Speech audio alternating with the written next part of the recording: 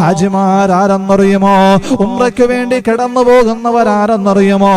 വെള്ളവസ്ത്രധാരികളായിട്ട് പുണ്യമായ ഭൂമിയിലേക്ക് യാത്ര ചെയ്യുന്ന, കഷ്ടപ്പാടുകളും പ്രയാസങ്ങളും സഹിച്ചുകൊണ്ട് മക്കത്തേക്ക് ഹജ്ജിനു വേണ്ടി ഉംറയ്ക്ക് വേണ്ടി കടന്നു പോകുന്നവരാരെന്നറിയുമോ? അവർ അല്ലാഹുവിന്റെ അതിഥികളാണ്. ഈ ലോകത്തെ മുഴുവനും സൃഷ്ടിച്ചു പരിപാലിക്കുന്ന സർവേശ്വരനും സർവാധിപതിയും സർവലോക പരിപാലകനും സർവലോക സംഹാരകനുമായ ജഗന്നിയന്താവായ റബ്ബ് സുബ്ഹാനഹു വ തആല, ആ പടച്ചവന്റെ അതിഥികളാണ് ഹാജിമാർ, ഉംറ ചെയ്യാൻ പോകുന്നവർ. എന്നിട്ട് ഹബീബായ പ്രവാചകൻ എവിടെന്നോ പറയുകയാ,